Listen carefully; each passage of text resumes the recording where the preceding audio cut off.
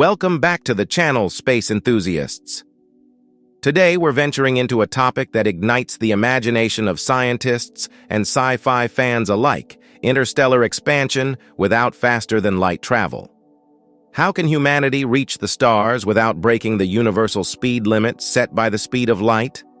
Let's delve into the possibilities and challenges that lie in this audacious endeavor.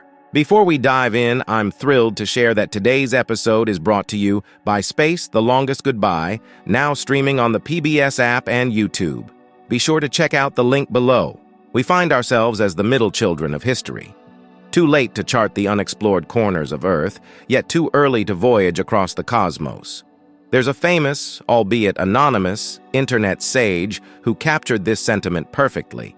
Their insight, as profound as their identity, is obscured. Imagine a future where advanced propulsion technologies like matter-antimatter engines and compact fusion drives propel humanity to distant stars within a single lifetime. But what if these technological marvels remain just beyond our reach? Are we destined to be confined within the boundaries of our solar system? Not necessarily. There could be another way to realize our cosmic aspirations: building a generation ship, a vessel designed to support human life across multiple generations. It seems that faster-than-light travel is off the table. Einstein's special theory of relativity makes a compelling case, and betting against Einstein hasn't historically paid off. This could seem like a setback for humanity's dreams of spanning the galaxy, especially when you consider the Milky Way stretches 100,000 light-years from end to end. Despite the vast distances separating the stars, distances most would deem beyond a reasonable commute, our ambitions to reach them remain undiminished. Imagine spacecraft achieving 80, 90, or even 99% the speed of light. Thanks to the wonders of relativistic time dilation, time would slow down aboard these ships compared to Earth. This means a crew could voyage to star systems hundreds of light-years away, all within their own lifetimes. Achieving such speeds might require exotic propulsion technologies like matter-antimatter engines, compact fusion reactors, or even harnessing the energy of black holes. As exciting as these prospects are, they come with unique risks when zipping through space at near-light speeds, a topic we've explored before. But what if our path to the stars isn't swift? What if we find it's not feasible to accelerate humans to such extreme velocities? Or perhaps there's an urgent need to depart Earth with only the technology we currently grasp. Picture this scenario: a looming threat, be it a comet on a collision course, a severe climate catastrophe, or an approaching extraterrestrial armada. Faced with such existential dangers, we might decide to secure humanity's survival by colonizing another planet. Enter NASA and PBS Spacetime, tasked with orchestrating a mission to establish a new home for humanity under these critical circumstances. Imagine this: Proxima Centauri b in the Alpha Centauri system, the nearest exoplanet to Earth, lies just 4.2 light-years away.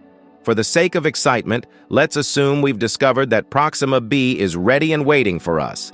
Habitability confirmed. The only challenge? Transporting a group of pioneers across the cosmic sea in stellar health. Time is of the essence. We've got a few short decades to turn this dream into reality, so the luxury of developing ultra-advanced propulsion systems is off the table. We'll have to launch with the best technology we can muster within 30 years. The fastest ship our current science can predict might cruise at 10% the speed of light. That translates to a 42-year journey. If we send a crew in their 20s, they'll be stepping onto alien soil as they enter their golden years. More realistically, our spacecraft will travel slower, meaning the original voyagers won't witness the journey's end. Given the likely limitations of cryogenic technology within this time frame, relying on it entirely would be optimistic. It seems we're charting a course for a generation ship.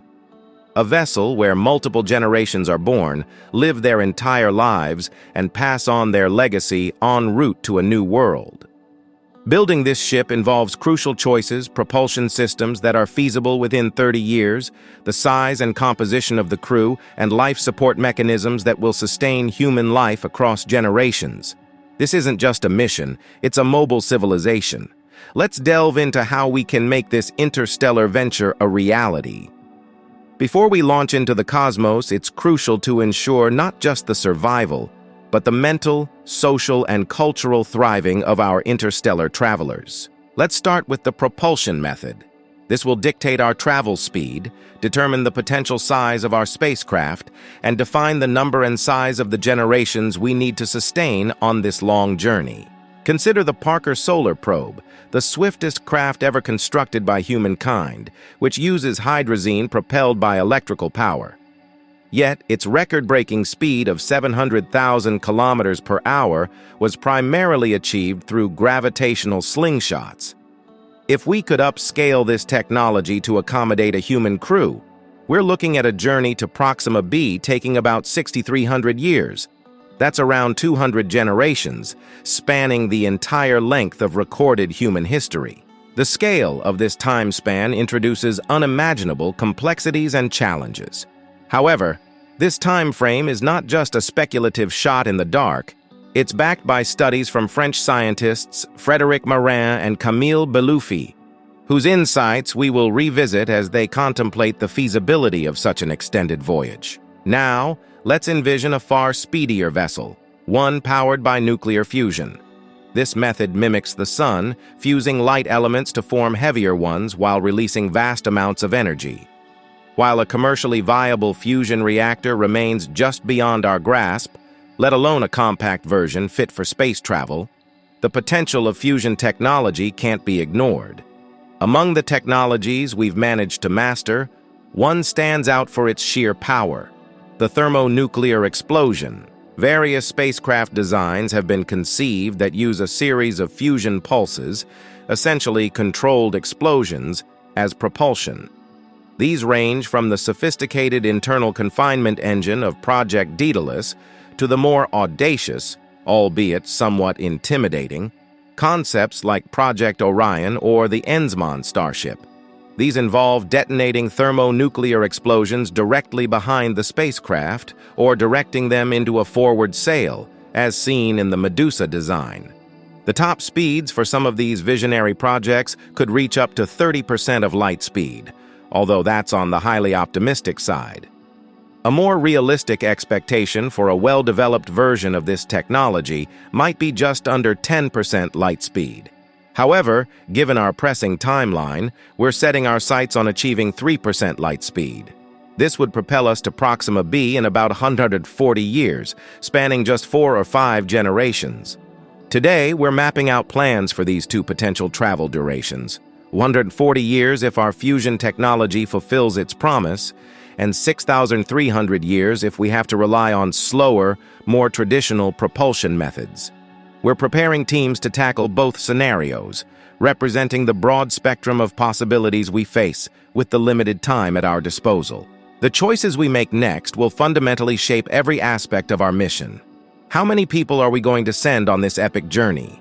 Who are we sending on this monumental journey? The answer will dictate not only the size of our spacecraft, but also the vast array of resources we'll need to sustain life across the cosmos. One critical consideration is the genetic diversity of our crew. This is pivotal for maintaining a healthy, multi-generational population, both during the journey and upon colonization. For a journey spanning 6,300 years, or roughly 200 generations, maintaining genetic health is crucial. Without sufficient diversity from the start, our spacefaring descendants might face serious genetic challenges. In a groundbreaking 2018 study, Marin and Belouffi tackled this issue using Monte Carlo simulations to project the minimum number of humans necessary to circumvent these genetic obstacles. They also considered various calamities, such as catastrophic events wiping out a significant portion of the population, varying rates of infertility, and the inherent unpredictability, what they term the chaotic factor, of long-term human space exploration. Their conclusions are stark. We need at least 100 pioneers to start, growing to a stable community of 500 to sustain genetic viability throughout the journey. So, what size vessel would it take to comfortably support 500 souls? If we consider SpaceX's Starship, designed to carry 100 passengers, we'd need something on the scale of 5 Starships, at a minimum. But that's just for passenger space. Supporting 500 lives long-term requires much more: living quarters, agricultural areas, recreational spaces, and life support systems. We're talking about building not just a ship, but a veritable floating city.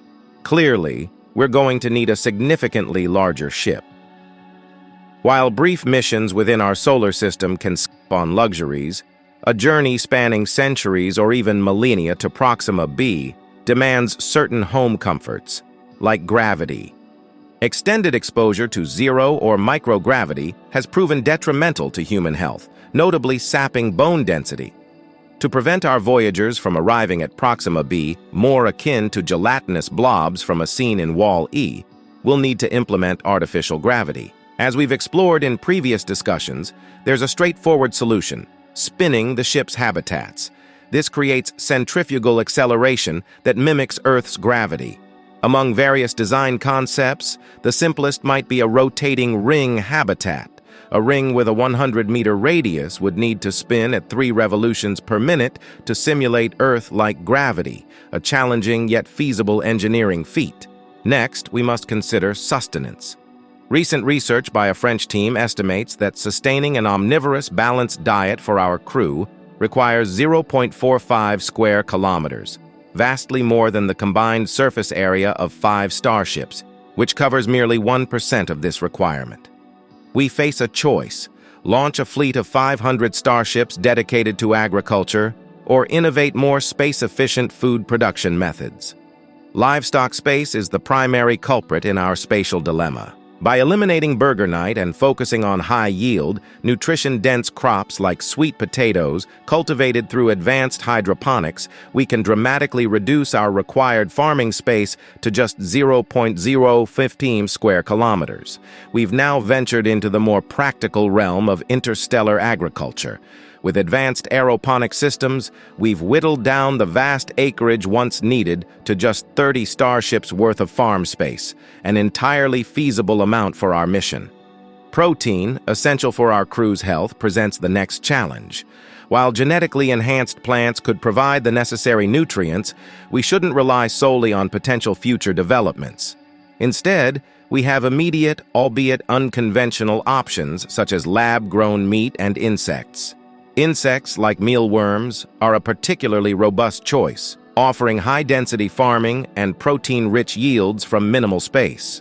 Just 1 or a few starships dedicated to insect farming could meet our needs. However, the food equation isn't just about quantity, it's about creating a sustainable, albeit somewhat unusual diet that could include everything from gourmet yam dishes to innovative grub recipes. But the greater challenge lies with water. Not only do our travelers need it for drinking, but it's also vital for growing their food.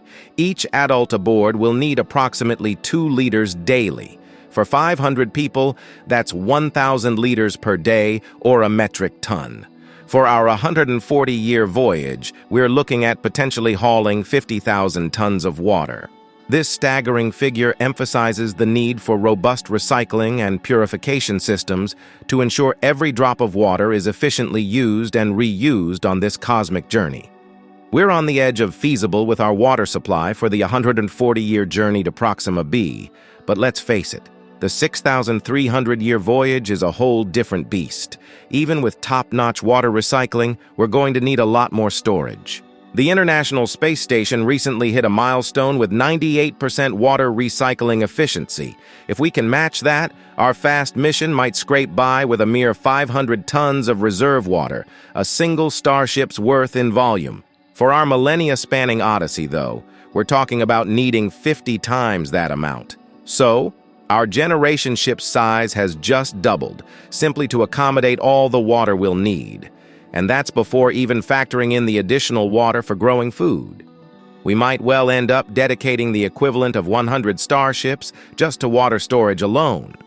To make the longer trip viable, pushing our recycling technology to achieve at least 99.5% efficiency becomes crucial, slashing our reserve needs to a more manageable scale, comparable to our farming requirements. There's a silver lining in this cloud of challenges: water's dual functionality as radiation shielding. About a meter's depth of water surrounding living spaces can effectively block most harmful space radiation. This strategy isn't just theoretical, it's a practical solution considered for Mars missions and is perfectly suited for a non-relativistic interstellar voyage. Traveling at slower speeds has its advantages. Less intensive shielding is required, and the hazards posed by colliding with even a tiny speck of cosmic dust are greatly reduced. Our crew must feel like they're part of something much grander than their solitary spacecraft on its lonely journey through the cosmos.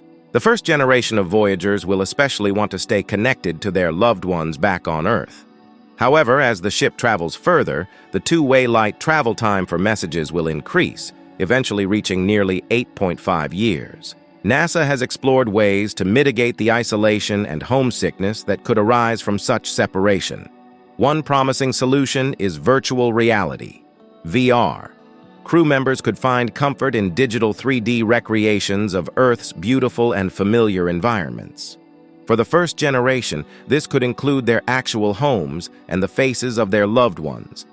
As the communication lag grows, recorded messages from friends, family, and supporters on Earth could be beamed to the ship and experienced in VR. In the confined and sterile environment of the spaceship, it will be crucial to provide experiences that we Earth dwellers take for granted. By advancing VR technology, we could offer immersive and interactive experiences of mountains, sunsets, wind, rain, and even the sense of a forest or freshly cut grass. While we can't create a Star Trek holodeck, we can push VR much further before launch. However, humans will be humans. Arguments will occur, relationships will face strain, and feelings of sensitivity and frustration might be heightened due to isolation and cramped conditions. Yet, maintaining high levels of synergy and teamwork is essential for the mission's success. Sometimes, a stressed human just needs the support and understanding of another human. But when tensions rise and trust frays, it could be invaluable to have a trusted third party for advice, support, and encouragement. Someone who remembers and learns from past generations' struggles. Enter the AI therapist. NASA has already tested this concept with Simon 2.0, the therapy AI robot. Initial trials are promising, and many agree that such a tool will be crucial for the success of long-term space missions. Our plan aims to ensure that our crew reaches Proxima B in good health, genetically, physically, and mentally. But how do we ensure that the mission's original purpose remains intact over generations? How do we make sure that the knowledge and skills needed to complete the mission are passed down? And how do we preserve the cultural heritage and traditions of these Earth-born travelers? This is where things get speculative, as there isn't much research to draw from. However, we know that these factors will be crucial and likely challenging. The society aboard the ship will need a culture and social structure that balances various needs. This structure must enable efficient mission operations, likely requiring clear hierarchies in each operational area. Yet, it must also promote crew happiness to prevent potential revolts over the generations. An effective and stable social structure will need to foster mutual respect, individual freedoms, and a sense of community. Striking this balance will be essential to maintaining harmony and ensuring the mission's success across the centuries. Welcome to Blasovia Science TV, where we take you on an exhilarating journey through the cosmos and unravel the mysteries of science. We are excited to offer you the opportunity to become a valued member of our ever-growing community of cosmic enthusiasts and knowledge seekers. Exclusive access to cosmic content. As a member of Blasovia Science TV, you will gain exclusive access to a treasure trove of cosmic content, including documentaries, interviews with leading scientists, space missions updates, and awe-inspiring visualizations of the universe. Live Q&A sessions with experts. Your membership will grant you the chance to participate in live Q&A sessions with renowned scientists, astronomers, and space explorers. Get your burning questions answered by those who push the boundaries of human knowledge. Embark on a journey that spans the cosmos, and join us in unraveling the secrets of the universe. Become a Blissovia Science TV member today, and together, we will reach for the stars. Thanks for watching. Subscribe, like, and share. Don't forget to leave your comments.